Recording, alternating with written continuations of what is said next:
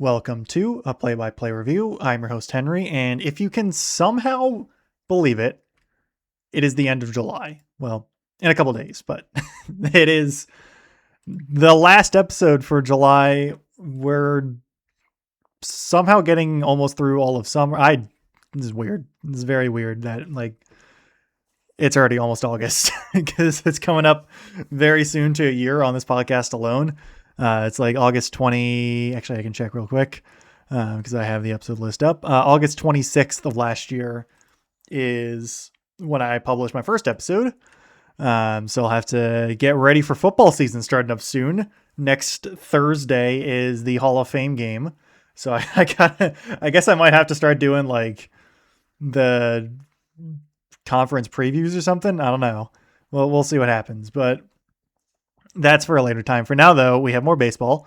The trade deadline is coming up in about less than a week, actually. It's next Monday is when the trade deadline. So next week, I will be also including talks about the trade deadline. For now, though, we have just a regular week of baseball. So starting back on Wednesday, July the 22nd. We start with a doubleheader between the Orioles and the Red Sox due to the Tuesday game being postponed because of rain. It's been a very rainy past couple weeks, it feels like. Or I guess. I don't know. Actually, I think it's been pretty... I don't know. It rained today. It rained last week. It's going to rain a lot this week. But anyway, so... I think I covered a bit of that Monday game between the O's and the Red Sox. So O's in game one trotted out Dean Kramer, who's not had a great time. Actually had a really terrible time today. But yeah, he trotted out and put up a stinker against the Red Sox. The Red Sox would win 6-3. They went up early and just kind of didn't let up. They put up 4 in the first inning alone. And it was just kind of over by then. So the Red Sox, at that point, won their 15th straight, tying the longest streak in franchise history. And at that point, getting 4 games over 500. Orioles were at that point 4 games under 500. Is pretty crazy, all things considered. Though the nightcap game was started by Kyle Bradish, and he would win. O's would win that one 5-1. So the O's got to 50 wins as well. And they would snap the streak for Boston there. So it was a series the O's should have won, but they didn't, which has kind of been a theme of them for this this season is losing games they probably should have won. There's been a lot of those. There's more coming up this week for the Orioles, but yeah, that's still... It's nice for them to get at least a win, but should have been more than one. But yeah, Red Sox take 2 of 3 from the Orioles there. In game 3 of the Pirates and the Yankees, I think. No, this is actually game 2. Never mind. Game 2 between Pirates and the Yankees. I guess one of them got postponed. No, this is a doubleheader. That's why. Right, yeah, because they also got... game 1 of the doubleheader between the Pirates and the Yankees. Pirates would win in extras 5-3. Gregory Soto got his 13th save of the season.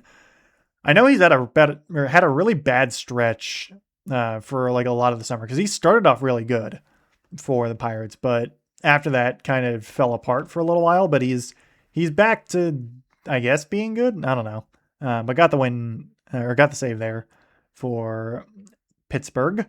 They got to 53 wins on the season. Yankees fall to 56 and 45 after that. And another NL Central team, they would win over the NL East in this one. The Brewers would win 4-3 over the Mets. Joey Ortiz with a 3-for-3 game. Former Oriole Joey Ortiz was traded to Milwaukee along with DL Hall for Corbin Burns a few years back. In a trade that I guess is, I don't know if that it's kind of a, not really a lose-lose. It's more just kind of a trade. Since Burns only pitched for 1 season in Baltimore before going to Arizona and then having Tommy John surgery last year. And then DL Hall, I don't even know if he's on Milwaukee anymore. Might have either DFA'd or down in the minors, one of the two. Not on their major league roster, I'm pretty sure. And then Joey Ortiz is kind of a rotational guy, all from what I've seen. Actually, don't know how. I'm curious how his stats are because he could be having a good season right now, but I don't think he is. I mean, 237, 5 home runs, 28 RBIs, 662 OPS. Has pretty much played all season as well. So my goodness, that month of April is awful. Hitting 154 with a 395 OPS. That is, and not even played most of the month as well. Same with May, 176 average, 565 OPS. That is a really bad start, though. His July has been really good. 309 batting average, 930 OPS. That's good there at least. But yeah, anyway, Brewers win that one 4-3 over the Mets. Brewers to 64 wins after that one. They would win games 1 and 3 over Queens, because I believe the Mets play in Queens. The Royals, in the meantime, in a battle of the bottom, they would win 5-4 over the Giants. They would actually sweep the Giants in 3. Interestingly enough, Salvador Perez also tied the franchise in home runs, or tied the franchise record in home runs with his 317th in that one. Let's see. Actually, I'm curious to see if he's broken the record at this point, because I do not know. Let's see. Salvador Perez. One sec, just to delay it, or extend the length of this episode even longer, but I am curious. So that was, let's see, homer there. So he broke it back on Saturday. He homered there. So good for Salvi, you know. I'm probably going to get in the Hall of Fame, I assume. Definitely the Royals Ring of Honor. Like one of, if not the greatest, well, I don't know if he's the greatest Kansas City Royal, but probably not. But he's definitely one of the greatest Kansas City Royals of all time. Definitely one of the best in terms of recent times for Kansas City. But anyway, the Nats would win 8-0 over the Rockies. They would win 2 of 3 against the lowly Colorado Rockies, getting back above 500 as well. Cade Cavalli, his 7th win of the season, 6 innings, obviously scoreless. Rockies just, interestingly enough, it's their offense that fails them here. I mean, obviously the pitching doesn't do well either, but Rockies offense actually been really good over past month and a half, but it was not there. Anyway, Diamondbacks would win 15-5 over the Athletics, so another very unfortunate team this season, the Athletics. Diamondbacks would win 2 of 3, winning games 2 and 3 against the Athletics there. James McCann with his 100th career home run. Former Oriole James McCann, former New York Met, I believe, as well. Was on the Tigers, I think, last year. And then wasn't he on the Braves earlier this season? Hang on a minute. And I'm also going to sidetrack here. It's like I have ADHD or something. Well, I don't think I have ADHD, but I'm just like, hang on a minute. Was he on the, I could have sworn he was on the Braves earlier this season, but maybe not. Maybe I was thinking of someone else. No, he's just been on the Diamondbacks. Who was I thinking that was on the Braves then? I mean, it's definitely, oh no, it's because there is a game where he was playing against Jorge Mateo in the Braves. And Mateo was in a position player, and he had a homer off of Mateo. That's what it was. That's what I was thinking of. All right, we're fine. But he was on the Diamondbacks and Orioles, Mets before that, White Sox before that, Tigers before that. For some reason, I thought he was on the Tigers after he was with the Orioles, but I guess not. Anyway, enough getting sidetracked. Where am I? I'm slowly getting back to the scoreboard. Reds, they would win 5-3 over the Mariners, knocking the Mariners under 500. Reds 47-54. Sal Stewart with the 3-run go-ahead home run in the 7th inning there for Cincinnati. Sal Stewart's having a great season. Don't know if he'll win National League Rookie of the Year. Actually, don't know who would the front runner be for NL Rookie of the Year. Maybe it's Sal Stewart. Actually, don't know. One last thing. NL Rookie of the Year odds. I'm curious. It's probably JJ Weatherholt. That makes more sense. Though there's actually a post 10 hours ago on the Reds subreddit. Sal Stewart is, I think, 2nd in odds. Yeah. Weatherholt 1, Stewart 2, Esmeralda and Valdez 3, Nolan McLean 4, Foster Griffin 5, TJ Rumfield 6, Benj 7th, Bryce Eldridge. Kevin McGonigal's got pretty much got AL Rookie of the Year locked down for Detroit there. Munetaka Murakami's second, Parker Messick, Chase DeLauder as well. But yeah, I think McGonigal's a pretty good lock for AL Rookie of the Year. Weatherholt's been playing really well for St. Louis. And also Young, Mizorowski's running away with it at the moment. Cam Schlittler is, at least ESPN has him ahead, but I think Dylan Cease might take it over depending on how this goes. But they are like easily 1 and 2 right there. Dylan Cease had a really good game against Boston coming up when I eventually get back to recapping the week. But then AL Rookie of the Year, it's going to be Yordan Alvarez, or not AL Rookie of the Year, AL MVP. It's going to be Yordan Alvarez pretty easily unless he gets injured. But I think even still, he's probably going to get it because Yordan's just like might win the Triple Crown. And then Shohei's currently leading for the NL MVP. Probably going to win that as well because it's Shohei.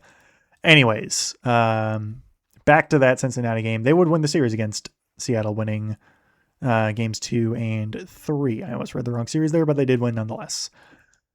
Speaking of St. Louis, they would win 1-0 over the Angels. Hunter Dobbins with a 6-inning scoreless performance. Speaking of JJ Weatherholt, he would have the lone run with the solo shot to win it in the end. Riley O'Brien also got his 26th save of the season, as the Cardinals would actually avoid the sweep against Los Angeles. They would win game 3 of that series, though the Cardinals have been on a bit of a skid as of late. They've lost 8 of their last 10, so that's not good for St. Louis, because they definitely need to keep up in that National League wildcard race. Speaking of a team that is in that National League wildcard race, the Phillies, but I was actually going to go with the Dodgers. For a team that does not need to worry about the wildcard race because they are dominating their division, the Dodgers would win 9-5 over the Phillies. Max Muncy with the go-ahead 2-run home run in the 6th inning, and Dodgers would eventually add on later. Aaron Nola, his 8th loss of the season. Dodgers would win games 2 and 3 of that rematch of the National League. I think it was a divisional series between the Dodgers and the Phillies last year with that Orion Kirkring throwaway. It might have been a wild card. I don't think it was wild card, though. I think it was ALDS, or NLDS, sorry. But yeah, the Dodgers would take it there. Next up, the Twins would defeat their division rival Guardians 10-6. Brooks Lee with 4 RBIs and a home run in the game. Jose Ramirez also finally returned from injury in that one, as this was game 3 of 4 between these two rivals, with the Twins taking game 3 after losing the first 2. In game 2 of the doubleheader between the Yankees and Pirates, the Yankees would win 2-0. Max Fried, 1 hit over 5 innings, though Paul Blackburn actually got the win there for New York, I guess because, well, I feel like if you complete 5 innings, maybe Fried didn't go a full 5 innings. I don't know. But it also first time he was back after the 2 months on the IL from an elbow injury. So the Yankees would split that doubleheader against Pittsburgh. I believe we'd win the series as well, because I think they won game 1. They would. Yeah, they won game 1, so they would win games 2 and 3. They're actually, Yankees are having a pretty good back half of July coming out of the All-Star break.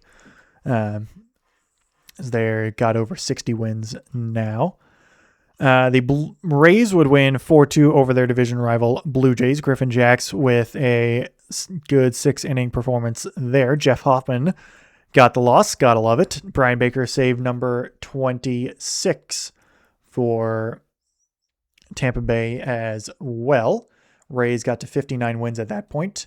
They are also above 60 wins now, as they had a bit of a skid in the middle of July, or coming out of the All-Star break. Obviously, that 4-game series loss to the Red Sox didn't help, but they're doing better now. This was them actually sweeping the Blue Jays, so they go from getting swept by the Red Sox to sweeping the Blue Jays. Actually, sorry, never mind. I just realized there was a 4-game series, and they would actually lose.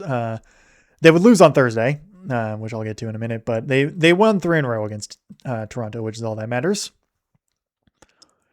But yeah, Rays got the win there. The Braves would win 7-6 over the Padres. Jim Jarvis with the RBI double in the 6-run 8th inning there for the Braves as well. They would come back to win it. winning 3 of 4 eventually. This was 2 of 3 at the moment. They would win on Thursday as well, but winning their second in that series against San Diego. Braves got to 59 wins at that point. Next up, the Tigers, who have been having a really good month of July, actually. They would win 5-1 over the Cubs. Cater Montero with a good performance. He actually had a pretty bad performance against Baltimore yesterday. Well, technically 2 days ago again, but his most recent performance against the Orioles was not good. But this was the Tigers winning the series against Chicago, winning games 1 and 3. Now, the other Chicago team, the White Sox, would win 4-2 over the Rangers, knocking the Rangers back to 500. Anthony Kay with his 7th win of the season. Cal Quantrill, his 3rd loss. Chase Mydroth with 4 for 4, or a 4 for 4 ninth. Because I was looking at Mydroth, that's why I said ninth. 4 for 4 night for Chase Mydroth. Andrew Benintendi also with a couple RBIs in the game, as the White Sox would win games 1 and 3 there. Though they've not had a great week as a whole, record-wise. They've lost 5 of 7 at the moment, going through today. But last but not least, the Astros would win 5-2 over the heavily skidding Marlins, as this was the Astros sweeping the series against Miami, who was in the middle of a very, very, very long losing streak. They lost 3 in a row to the Guardians right before the All-Star break, then 3 in a row to the Brewers after the All-Star break, and then 3 more against the Astros. So getting swept in 3 consecutive series. So they lost 9 in a row at that point going into their series against San Diego coming up. So we go to Thursday, finally.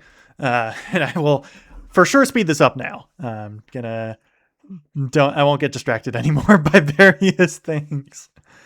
Anyway, as per usual, Thursdays are not very populated with games, or populous. Maybe that might be the better term. I don't know. But yeah, don't see as many games on Thursdays. Usually Mondays and Thursdays are the off days for MLB. I think that's kind of been established at this point, but we'll get right into it.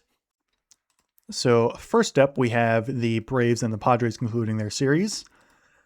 Braves winning that one 6-5. Chris Sale with 11 strikeouts in the game. He also got to 11 wins, ironically enough, or I guess poetically. I guess you could also say ironically enough. Griffin Canning also got his 9th loss on the season. He's 1-9 with a 6.97 ERA as a starter, which is not good. There's a good voice crack. Raisel Iglesias with his 21st save on the season. So yeah, Braves take 3 of 4 against San Diego, and also, just bump my mic, Braves got to 60 wins on the season. Just actually 5 total games on Thursday. The Twins would win 3-1 over the Guardians. Trevor Larnach and Luke Keeschel with RBIs in the 12th inning. So there's a 12th inning victory there for Minnesota, as they would split the series, 4-game series against their division rival, winning games 3 and 4.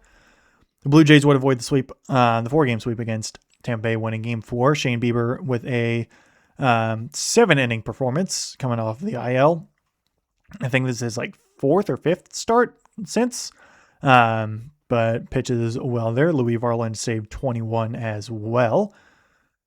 Blue Jays still 47-56, probably selling at the deadline. Don't know who. Maybe, I don't know if they traded with Louis Varland. I don't know how long. Let's see. He's been on the team since 2025, really. They can maybe trade him away. I don't know. We'll see what happens. Diamondbacks, in the meantime, would win 10-6 over the Cardinals. This is a makeup game from June 25th. Just a singular makeup game at that. So this was not really even a series. This was just a singular game. Just kind of got to fit it in there. But the Diamondbacks would win that one 10-6. So that was the conclusion of a series that I'm actually going to go back and try and find it. So let's see, June 20th, so late June pretty much. It was supposed to be a 4-game series. The Diamondbacks had won 2 of 3, so I guess they would win 3 of 4 technically in that delayed series there. Though obviously it was a little bit later. Brandon Pfaadt got his 5th win of the season as well. Last but not least, the Tigers would win 4-3 over the Royals. James Outman with a 3-run homer in the 7th inning there for Detroit. Dylan Dingler with the go-ahead RBI there as well for his team in the Tigers. Let's see, this was not a walk-off. It was in the bottom of the 8th. And so, yeah, Detroit would win. Let's see, this was actually the start of a series. Start of a 4-game series between these two division rivals in the Royals and Tigers. Tigers actually approaching 50 wins after this one. They were 49 and 54 after that point. So now we go to Friday and the start of a lot of series for basically everyone except for Detroit and Kansas City, actually. That's how it is. The Braves and the Orioles would start a series. I streamed this game, and the Orioles choked it away multiple times. It was incredibly frustrating. They would lose 7-6 in 10 innings, though this was, don't let the school fool you, it was 7-3. All right, it might have been 7-4. No, it was 7-3, I think. Yeah, after the top of the 10th, Matt Olson hit a 3-run home run off of Andrew Kittredge. After Jackson Holliday made a boneheaded error that gave up a run. It was a terrible thing. But like Taylor Ward had a chance to walk it off in the bottom of the 9th with bases loaded and 2 outs, and he didn't. It was just bad. It was really bad. Rico Garcia gave up a game-tying home run in the 8th. It was just bad. This is a really frustrating series. Next up, the Red Sox would win 6-4 over the Blue Jays. Anthony Siegler with a leadoff home run. First career 4-hit game as well there for Boston. Garrett Whitlock, his 6th save coming out of the bullpen as well. Or not saves, 6th win coming out of the bullpen. Aroldis Chapman got his 24th save. That's what it was. After that, we get to the Rockies defeating the Milwaukee Brewers, winning 5-2. Tomoyuki Sagana with his 10th win of the season as well. So he's actually, still a 4.69 ERA, but surprisingly decent for Colorado, which I don't think anyone was expecting. Jordan Romano also, for the Rockies, got his 8th save of the season. So, hey, just all the random stuff going on. TJ Rumfield with another decent game, 9 hits for both teams, actually. But yeah, this was Rockies taking game 1 over the Brewers. Good for them. In an extra innings divisional matchup, the Cubs would win 3-2 over the Pirates. Dansby Swanson with a 2-out single in the 10th to eventually win it for Chicago. Matthew Boyd with a good performance as well there for the Cubbies. The Tigers would win 2-1 over the Royals in game 2 of 4 between those two teams. So they would win 2 in a row. Tarek Skubal with his 7th win of the season in what is potentially his second to last start as a Detroit Tiger, since he's scheduled to start technically today, because it's Wednesday morning, but it's today, tomorrow, the upcoming game against the Orioles in that series finale between those two teams. That is a scheduled start for Tarek Skubal, the last one before the trade deadline. So a decent chance it is the last one Skubal makes as a Tiger, because there's a good chance they trade him away. But they might not. Who knows?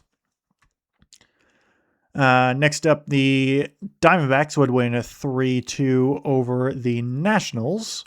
This was not an extra innings game, though. Eduardo Rodriguez with a nice performance there. Got his 9th win of the season. Diamondbacks got not even a walk-off or anything like that. Just a normal game of baseball. Paul Sewald also got his 24th save of the season. The Yankees would win 1-0 over the Phillies. Cam Schlittler with 12 strikeouts on the season to get his 10th win after a poor performance the start before. The Yankees take game 1 there over Philly. Jesus Luzardo, his 5th loss of the season, though can't really put that too much on him because he only gives up Phillies that only give up 3 hits, 1 run. It's just the offense couldn't do anything. The Rays, in the meantime, would win 11-3 over the Guardians. Very big game for them. Shane McClanahan, his 9th win of the season. Multiple big offensive performances from guys you don't exactly expect for the Rays either. Ryan Vilade and Richie Palacios with homers in the game. Nick Fortes, 4 hits as well, according to the write-up. The Dodgers, in the meantime, would win 4-2 over the Mets. Roki Sasaki, in one of his best games as a big leaguer, pitches through 7 innings. Gets his 4th win of the season there as well. Kyle Tucker with a 2-run home run. So guys that the Dodgers have been hoping to perform up to expectations finally had a good game. Because I know Kyle Tucker has not been very good for the Dodgers at all this season. And Sasaki's been a bit of a disappointment as well. Next up, though, the Padres would win 4-2 over the Marlins, knocking the Marlins' losing streak to 10 in a row. Mason Miller, his 26th save of the season. Luis Rengifo with a tie-breaking 2-run home run in the 8th for San Diego.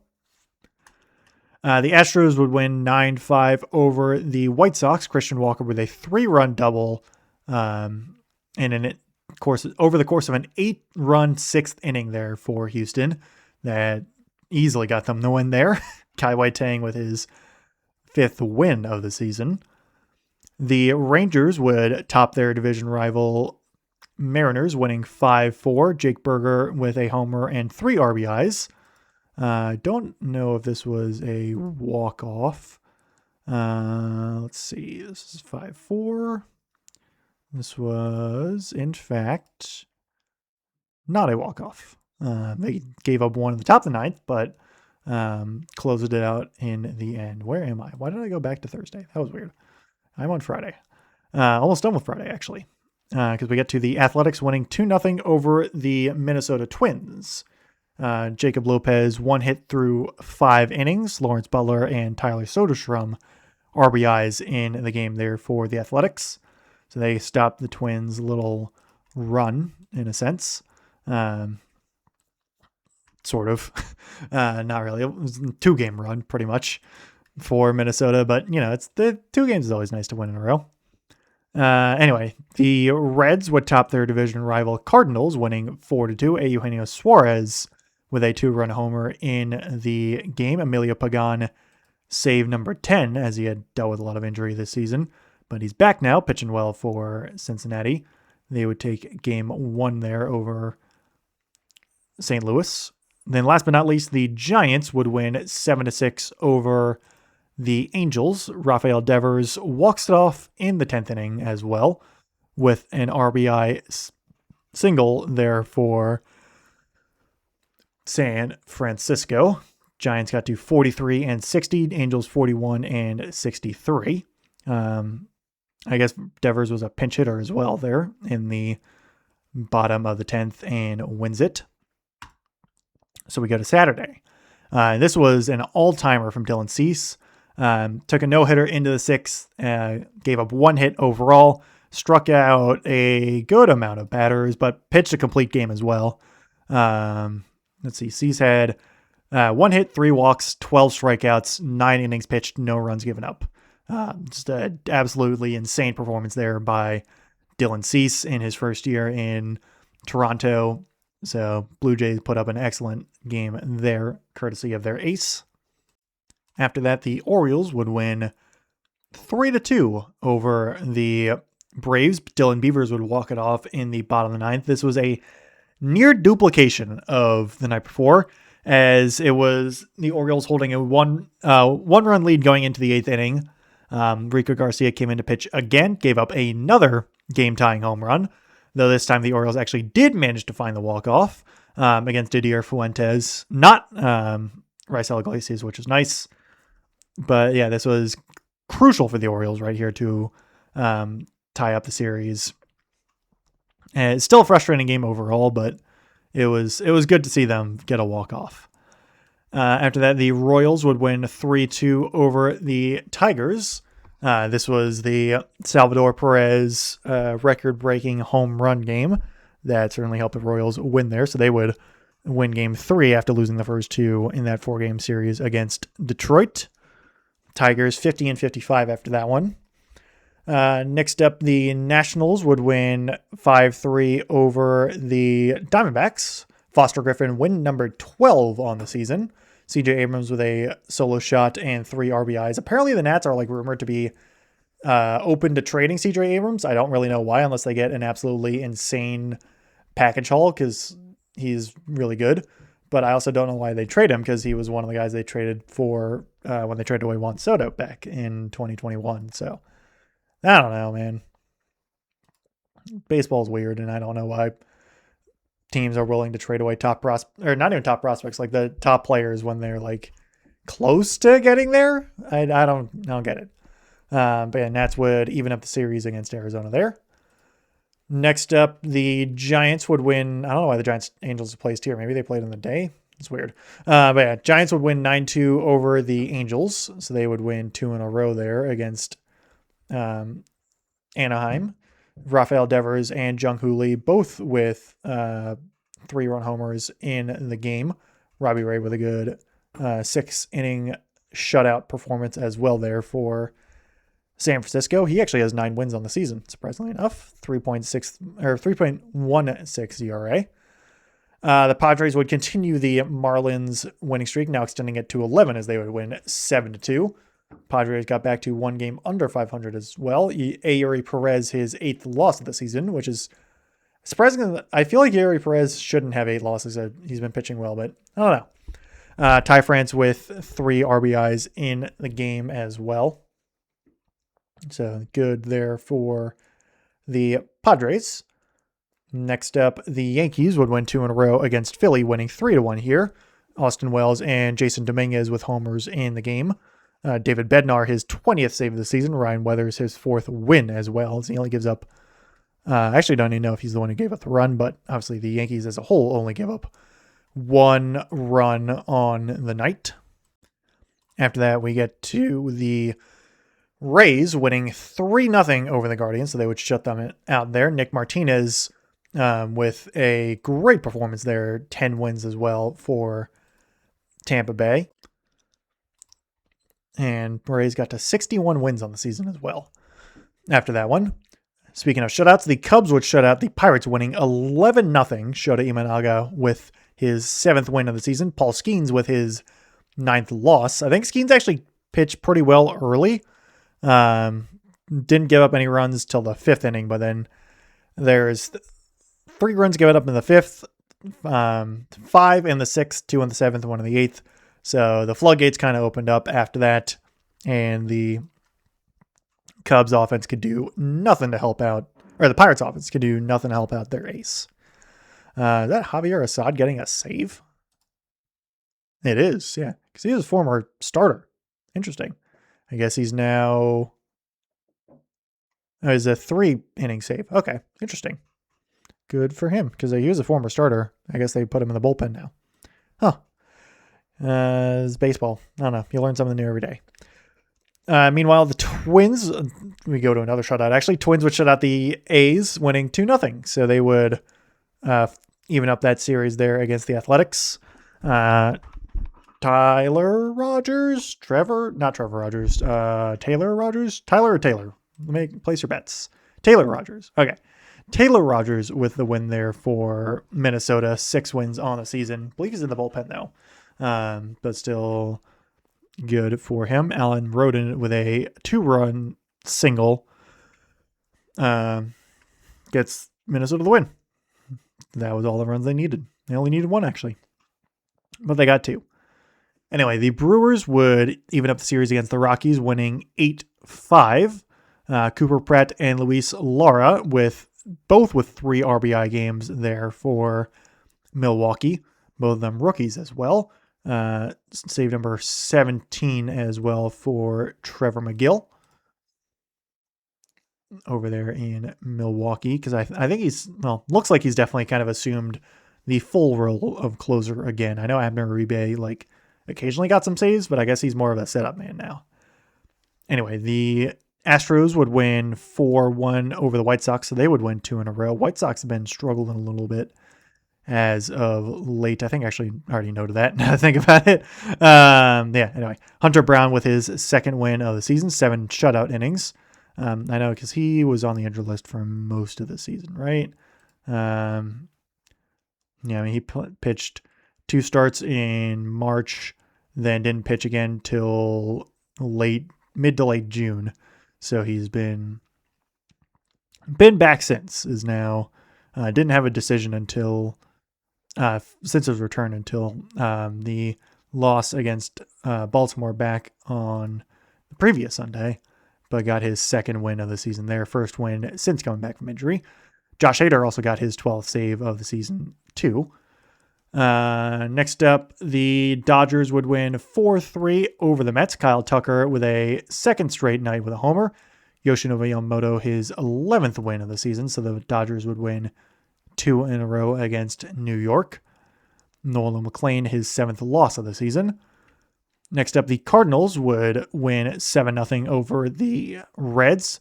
Andre Palante with his 11th win of the season. 8 strikeouts through 7 innings, obviously scoreless innings as well. Hunter Green, his second loss of the season there for Cincinnati. So the Cardinals would even up the series. And last but not least, the Rangers would win 7-1 over the Mariners. Nathan Eovaldi with 8 strikeouts on the night. 10 wins as well on the season after that one.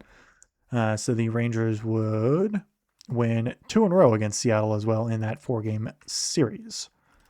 So now we go to Sunday and the conclusion to most of these series, with the Braves winning 3-2 in extras. This was another just bury your face in your hands type deal. O's had bases loaded, no outs in the bottom of the 10th inning. Gunnar Henderson was up to bat, who had never hit a walk-off. So you would think that the O's would be able to get 1 run in, because it was at that point tied. It was 2-2, bottom of the 10th, bases were loaded, nobody out. Henderson was up to bat. He instead lines it directly to Matt Olson at first base, who then steps on the bag before Pete Alonso can get back, who is taking a bit too much of a lead for some reason. I don't know why, because they only needed 1 run. So double play, and then I think it was Taylor Ward after that. He grounded out or struck out or something. And then they gave up 1 in the top of the 11th and then blew it in the bottom of the 11th. It was so bad. It's like such a winnable game that the Orioles just pissed away. I was very upset. It was not good. But anyway, the Red Sox would win 6-1 over the Blue Jays, so they continue their winning ways, winning games 1 and 3 over Toronto. They got to 54 wins, 4 games over 500, 54 and 50. Red Sox firmly in the wild card spot at the moment, or in the wild card position at the moment for the American League. Actually, they're the second wild card spot, not the third anymore. Cleveland's actually the current number 3 wild card spot. Speaking of Cleveland, they would get shut out 1-0 by the Rays. Only 1 hit as well. Drew Rasmussen, 1 hit through 7 innings. Cedric Mullins with the lone RBI. Parker Messick lost number 6, but you can't really count that too much against him when your offense only gives up, or is only able to muster 1 singular hit over the course of an entire game. Brian Baker saved number 28 as well. The Nationals would win 10-7 over the Diamondbacks. CJ Abrams and James Wood both with 2 home runs in the game. So it's CJ Abrams and James Wood both homered twice and drove in 3 runs. I don't think that makes sense, because if they both homered twice, they should have at least 4 RBIs. Let me investigate. Hang on a minute. So Abrams hits a solo shot. Wood hits a solo shot. Wood hits a solo shot. Abrams hits a solo shot. So yeah, that. And it's also a 2-run shot, actually, for C.J. Abrams. So I guess Abrams specifically had 3 RBIs. James Wood had 2. Okay. Let's go with that then. Anyway, Nats win 10-7 there. They take the series over Arizona, winning games 2 and 3. The Pirates would win 8-7 over the Cubs with a Ryan O'Hearn grand slam in the game. It was not a walk-off. It was a grand slam in the third inning, actually, as the Pirates almost blew it, but they would hold on to win it in the end, getting to 54 and 52. Cubs 59 and 46 after that one. Pirates would avoid the sweep there against their division rival as well. Jameson Taillon in his return from injury. I don't know if this is his first game back, but I know he's back from injury at this point. Also got the loss number 6. The Royals would even up the series, winning games 3 and 4. So they would split the series over the Tigers, winning 5-4 in this one. Michael Massey with a 2-out, 2-run homer in the 8th go-ahead home run for Kansas City would win it there. The Mets would avoid the sweep against the Dodgers, winning 8-3. Tyrone Taylor with a 3-run home run in the 6th inning there for the Mets to eventually break it open and get them the victory. The Padres would sweep the Marlins, so the Marlins would lose 12 in a row. Franchise record 12 losses in a row as well. They would win 5-3. Mason Miller saved number 27. Manny Machado and Jackson Merrill both with home runs in the 8th inning there as the Padres got back to 500. Marlins fall 2 games under 500 after being at one point, 10 games over 500 because, they lost 12 in a row. So really bad there for Miami. The Twins would win 11-8 over the Athletics. Ryan Jeffers 3 for 5 with 3 RBIs in the game as the Twins would win games 2 and 3 over the team formerly based in Oakland. Brewers would do the same where they would win 11-2, win games 2 and 3. This one over the Rockies. Jacob Mizorowski, his 11th win. He also struck out 12 of the first 13 batters he faced in a game where he struck out, I believe, 16 or something like that overall. It was ridiculous. Also kind of lost me fantasy because I was playing against him. I of course had to have Munetaka Murakami on a bench where he had 2 home runs on the night. I'll get to that game in a moment. But he had 18 points on my bench, and if I put him in over TJ Rumfield, who had -2 points because he struck out multiple times against Mizorowski, I would have won. I lost 334 to 325 or something as well. It was really frustrating. But Mizorowski had just 12 strikeouts. Okay. 5 innings pitched, 12 strikeouts though. So he only goes 5 innings, but strikes out 12. Incredible performance from Jacob Mizorowski. This is ridiculous. This is just insane. Anyway, the White Sox would win 12-3 over the Astros. They would avoid the sweep. Munetaka Murakami with 2 home runs, 6 RBIs, of course, all on my bench.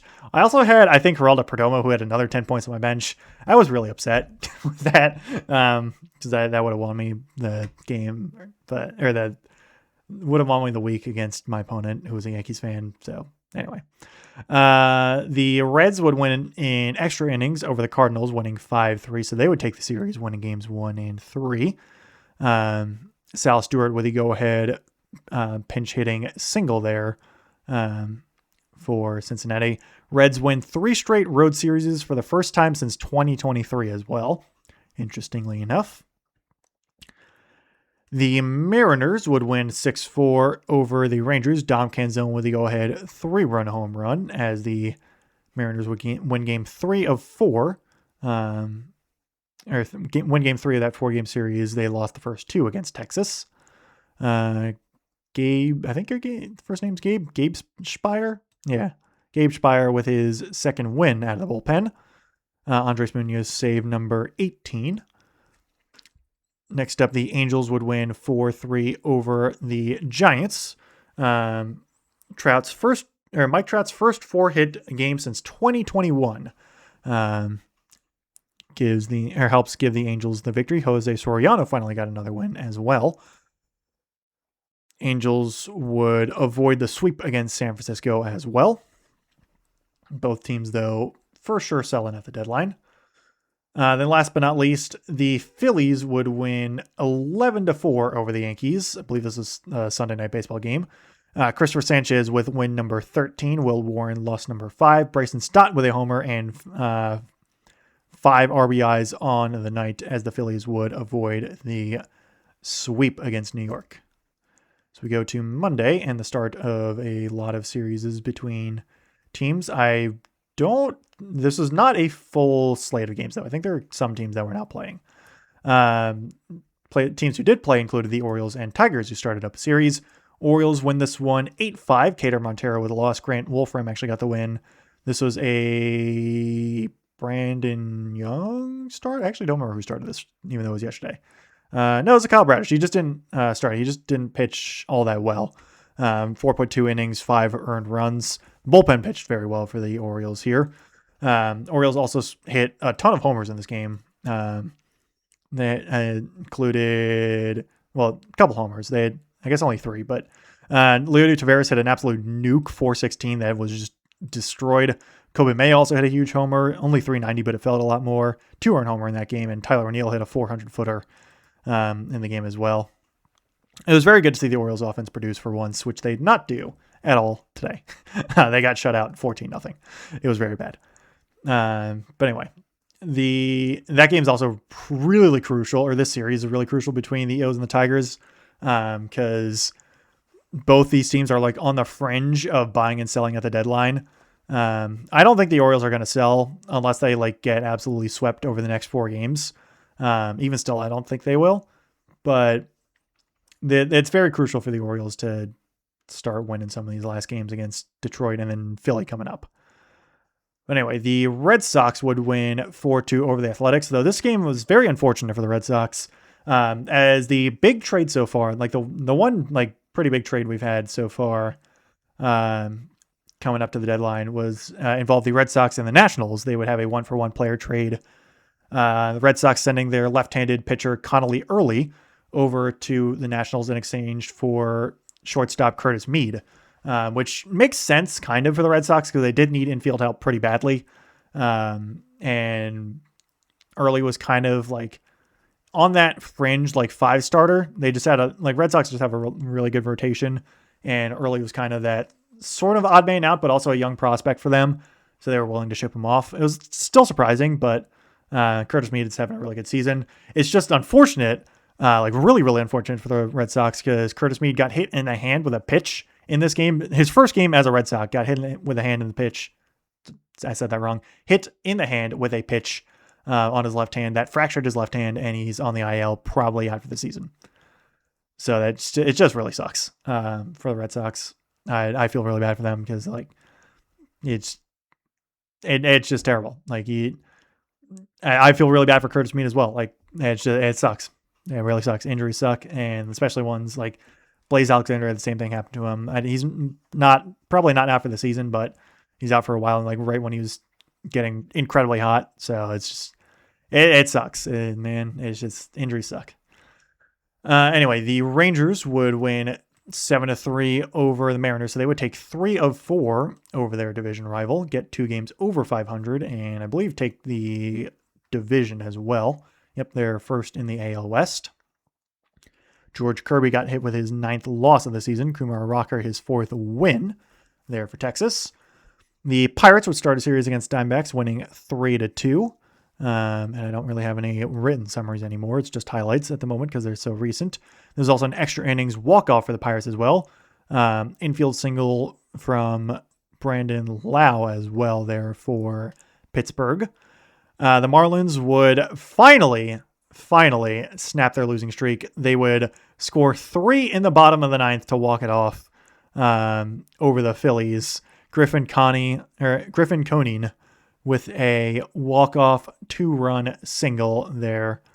Actually, no, just a singular RBI, but a walk-off RBI single there for Miami as they would come back from the brink to win it there. Yohan Duran actually got his 4th loss of the season there for Philly. The Blue Jays would win 3-2 over the Nationals, and I'm going to go real quick here. Louis Varland save number 22. Mason Fluharty his 5th win out of the bullpen. The Mets would absolutely destroy the Braves 14-3 in the start of a divisional matchup there. They would score 4 in the 7th and 5 in the 8th. So they just blew that game completely open. The Yankees would win 9-5 over the White Sox. David Bednar actually had to come in and collect a save because Anthony Volpe dropped the what would have been the game-winning out and allowed Sam Antonacci to score on an error. So Bednar had to come in and bail the team out. But the Yankees Jazz Chisholm especially had a really good game here, so they would win that one there. Cubs would win 7-3 over their division rival Cardinals. David Peterson win number 6. Matthew Liberatore loss number 8. 15 hits as well for the Cubs, so good offensive performance.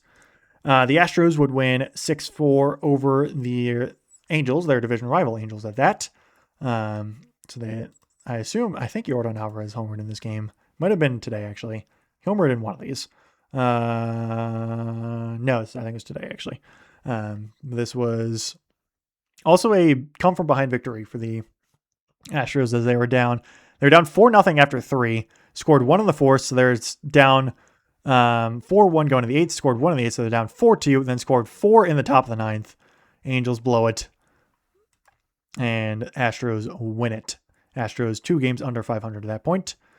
Then last but not least, the Giants would shut out the Brewers 3-0. Tyler Mahle with his 3rd win of the season. Mahle actually is how you pronounce it. Brandon Sproat his 6th loss. Only 3 hits for the Brewers there. Guardians and Reds, got delayed.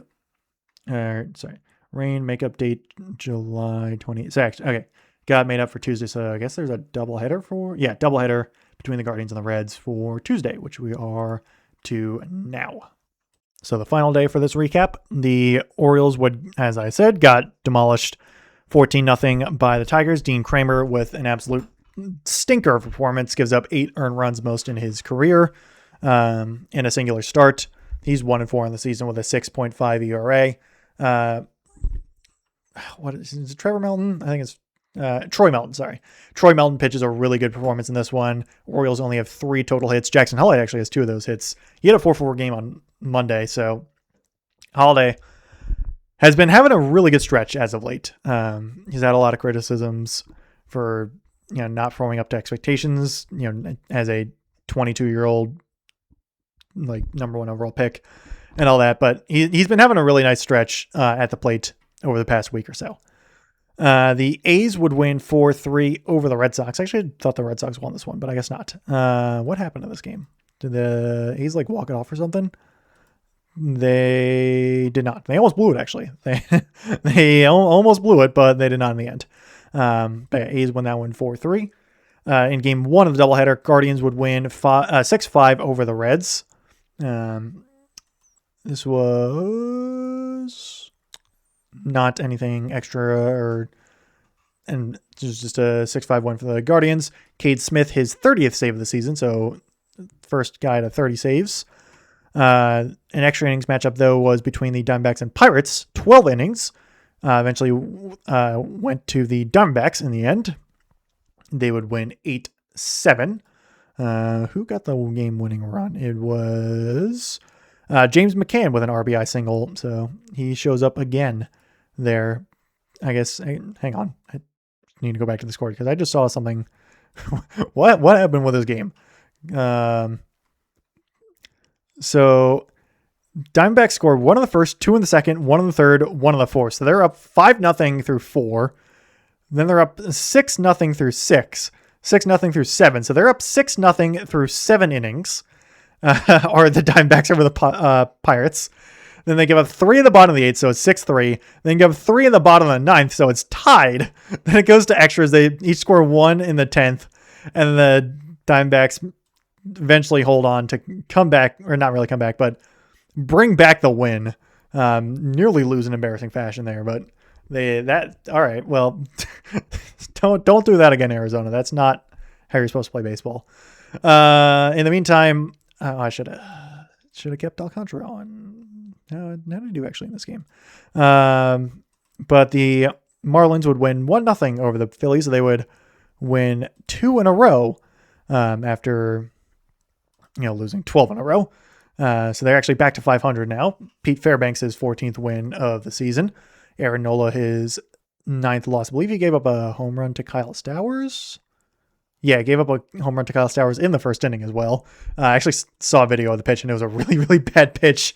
Just like a hanging breaking ball right down the middle that Stowers demolished. Former Oriole Kyle Stowers, as I've said before. In the meantime, the Rangers would win 4-1 over the Rays. This was a start of a series between these two division leaders, actually, I believe. Pretty sure the Rays to lead the AL East. Griffin Jax's 8th loss of the season. Jacob Latz save number 21. Good there for Texas. The Nats would win 8-6 over the Blue Jays. Cade Cavalli, his 8th win of the season. Shane Bieber, his 2nd loss. And I'm just going to, again, speed through these last ones because we're getting towards time limit that I like to keep for myself at around an hour. Reds in the game 2 of the doubleheader would win 2-0 over the Guardians. Emilio Pagan save number 11. Gavin Williams loss number 6. Twins would win 3-2 over the Royals. Was this a walk-off? This was a walk-off, actually. Royce Lewis with a walk-off 2-run triple for Minnesota wins it there over their division rival. This was also start of a series between these two teams. Yankees would win 3-2 over the White Sox. Win 2 in a row actually over Southside. David Bednar, his 22nd save. Cubs would win 10-2 over the Cardinals. They would win 2 in a row over their division rival. Colin Ray, his 8th win of the season. Astros win 2 in a row over the Angels, winning 3-2 in this one. Josh Hader, his 14th save of the season. Angels bullpen would also blow it again. They gave up 1 in the 9th on a Yordan Alvarez home run. Yordan Alvarez single. He homered in the top of the first, 427. I saw a video of that as well because the mics were like really close to home plate and it just sounded like a bomb went off or something. It was crazy. Next up, the Padres would win 8-7 over the Rockies. Mason Miller with his 3rd win of the season. So this was a walk-off in the bottom of the 9th. Xander Bogaerts with the sac fly to win it. Brewers would win 8-2 over the Giants. So they would get to 67 wins on the season. Actually, don't know where's the Dodgers on this? Did the Dodgers not play? No, never mind, they did. They're literally next game. The last game to go. But yeah, Brewers and Dodgers actually same record actually, both 67 and 40. So top 2 teams in baseball, Brew Crew and the Dodgers. Brewers evening up a series against San Francisco. And then, last but not least, the Dodgers, they would lose 7-6 over Seattle in the start of that series. Both teams with double-digit hits as well. Let's see, one last thing. This was not a walk-off as well. Nothing like that. And Braves and Mets also got postponed to technically today, but the Wednesday game, which will be a doubleheader that I will cover next week. For now, though, we go to the standings and then stats and then wrap it up. So standings, the AL East is still being led by the Tampa Bay Rays. They are 62 and 44, though the Yankees are now 1.5 games back at 61 and 46. Red Sox 7 games back at 55 and 51, though they have been climbing steadily as of late. The Orioles 11 back at 52 and 56. They are 5 and 5 over the last 10, but been playing slightly better. Should have won a lot more over this past week than they did. We'll see what happens with them. And then Blue Jays are dead last in the division, 14 games back at 49 and 59. The White Sox still lead the AL Central at 55 and 51. The Guardians game and a half back at 55 and 44. So interesting that the White Sox just played 3 less games than Cleveland. And Boston would actually be tied for the lead in the division with in the AL Central, and they'd be leading the AL West as well by half game too. So that's kind of top 2 teams. The American League are both in the AL East. Anyway, the Twins are 2 games back of the White Sox. They are 54 and 54. Tigers 5 back at 51 and 57. And then Royals 11 back at 45 and 63. The AL West being led by the Rangers, 55 and 52. Astros 2 back at 54 and 55. Mariners 2.5 back at 53 and 55. A's 10 back at 45 and 62. Angels 13.5 back at 42 and 66. Over in the National League, the NL East is still being led by the Braves, 62 and 44. Phillies 6 back at 57 and 51. They've had a rough stretch as of late, which is good news for the Orioles because they need some wins badly, and they play the Phillies next series starting on Friday. The Nats 8 back at 55 and 53. Marlins 9 back now at 54 and 54. Obviously, they had the big losing streak, so they were close to being in contention with the Braves, but then choked completely. And then the Mets 17 and a half back, nowhere near contention, 45 and 62. They are for sure selling off at the deadline. Don't know who they're going to trade away, but it will definitely be some pieces. The Brewers still lead the NL Central at 67 and 40, as I had said, record just recently. Cubs 6 back at 61 and 46. Pirates 12 and a half back at 55 and 53. Cardinals 14 back at 53 and 54. And then Reds 16 and a half back at 50 and 56. Dodgers again 67 and 40. They lead the NL West by a good bit. Diamondbacks 11 and a half back at 56 and 52. Padres 13 back at 54 and 53. Giants 22 games back at 45 and 62. Rockies 25 and a half games back at 42 and 66. So we go to stats, as always.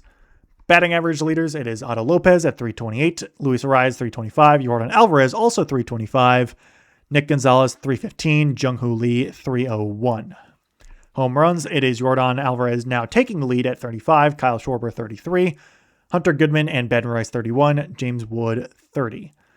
RBIs, it is CJ Abrams at 82, Yordan Alvarez 80, Sal Stewart 79, Jordan Walker 77, Luis Garcia Jr. 73. So Yordan Alvarez is very close at hitting that Triple Crown at the moment. Hits, Triple Crown is RBIs. I believe it's RBIs, home runs, and batting average. I don't know for sure, but I'm pretty sure it's Triple Crown for that.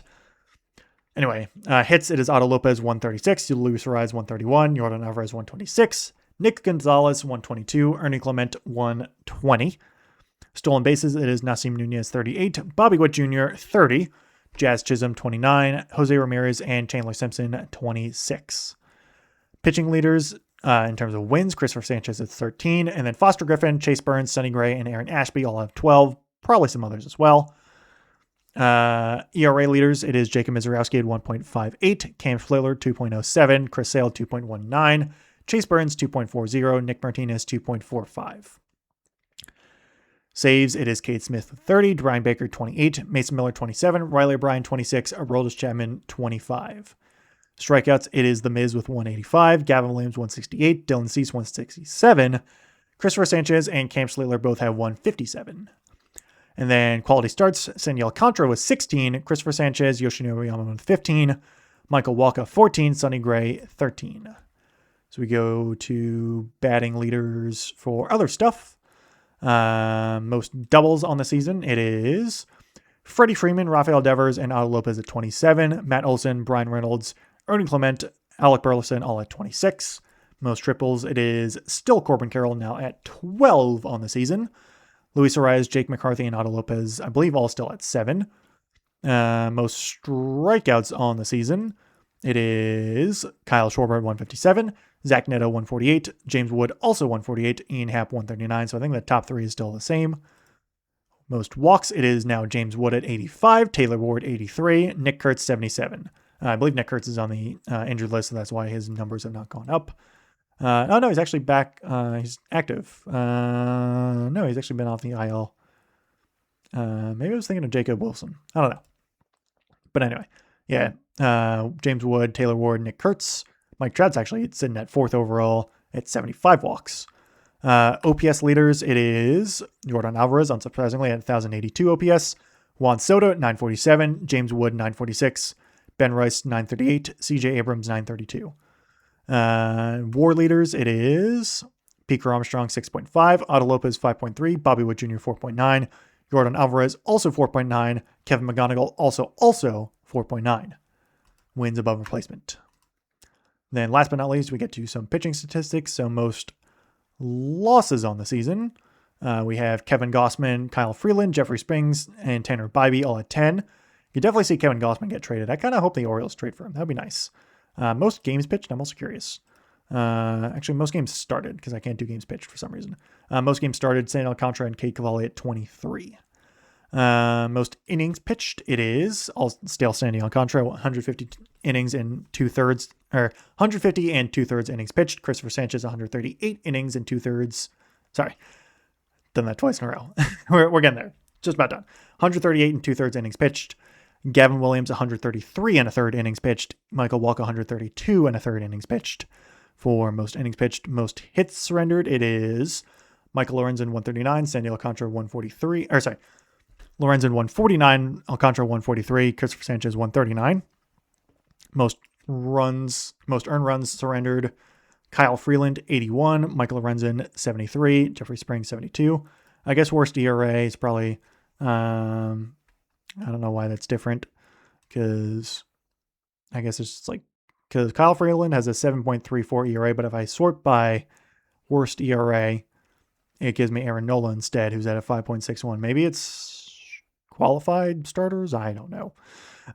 Most home runs surrendered, it is Jeffrey Springs at 27, Aaron Nola 26, Jameson Taillon and Zach Littell at 25. Most walks surrendered, it is Jose Soriano and Bubba Chandler 57, Robbie Ray 56, Andrew Abbott 54. War leaders to end it off, we have Christopher Sanchez 5.5, Jacob Mizorowski 4.7, Zach Wheeler and Chase Burns 4.6. That will do it for this one.